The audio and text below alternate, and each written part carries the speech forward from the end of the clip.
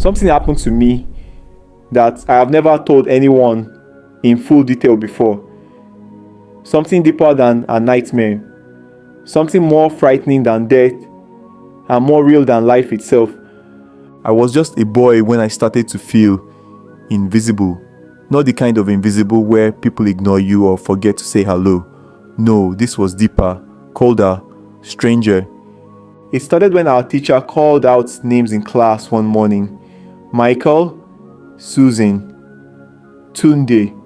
She paused, looked confused. Then she skipped my name. "Excuse me, ma," I said, raising my hand. "You didn't call my name." She looked at her list again, checked twice.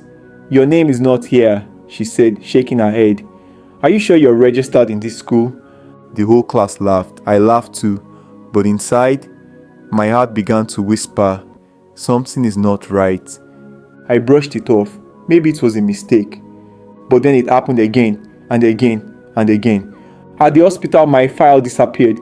At the government office, my ID was no longer valid. On the church register, my name was missing.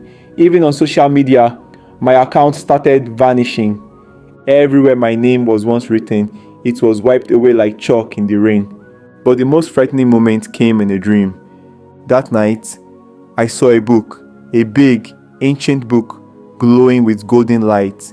It was held by a mighty angel, standing in the clouds before a throne I couldn't even look at without trembling. He opened the book and said, "Names written in the book of life shall see glory. But your name is no longer here." I woke up sweating, screaming, crying like a baby. I knew it wasn't an ordinary dream. It wasn't just my name being deleted from systems. It was being erased from life itself. Days passed and fear became my closest friend. I started praying like never before. God, what is happening to me? Why does it feel like I'm disappearing? Why does it feel like heaven itself has forgotten me? Then something unusual happened. I met an old man in the marketplace. He looked straight into my eyes and said, "The world has records, but God has a book. When a name is removed from it, nothing else will remember that person until they are restored." "Restored?" I asked, my voice shaking. "Yes. Someone has tampered with your destiny, a spiritual manipulation, a ritual. Someone who hated your light tried to erase your existence, not by killing you, but by making the world forget you. But God is greater." I broke down right there. The weight of those words sank deep. I remembered all the times I ignored God, all the moments I laughed at prayers, all the times I thought I didn't need Him. Now I was fighting to just be seen. The old man told me, "You must return to the one who wrote your name first. Not your school, not your government, not even your parents. Return to God." That night, I went to a quiet place, knelt down, and I cried.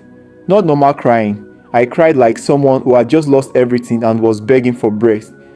I wept until the floor beneath me was soaked. I said, "God, I don't care about followers or fame. I don't care about degrees or money. If my name is not in your book, then what's the point? Please, write me back." And I felt it. Peace, like oil pouring over my soul. Warm, silent, powerful. In the spirit, I saw a hand, writing again, writing my name in that same glowing book. The angel smiled, and I woke up, this time free. After that day, things changed. My school records came back, my ID worked again. People who used to forget me now remembered. Doors started opening, favor returned. But more than anything, I felt seen. I felt known. I felt written, not by men, but by God. My brother, my sister, there's something I've learned that I need you to hear, not just with your ears, but with your soul. Being known by man is good. Being remembered by family is sweet, but being written by God is eternal. You may be chasing everything in this life: money, fame, relationships, likes, follows, applause. But if your name is not in that book of life, then you're just living a shadow. Don't let jealousy, sin, or enemies erase you. Don't let ignorance or pride blind you. Return to the one who holds the pen of eternity. His name is Jesus. He doesn't just write your name, he writes your purpose, your healing, your future, your eternity. If this story has touched you, even just a little, I want you to do something right now. Talk to God. It's not too late. Ask Him to rewrite your name. Ask Him to show you your true destiny. Cry if you have to. Laugh through the pain if you must. But don't leave this story the same. And if this message has moved your heart, if it's opened your eyes even for 1 second, subscribe to our channel. Not for entertainment, but for truth, for light, for the kind of stories that restore your soul. Share this with someone you love. You may save a life without even knowing.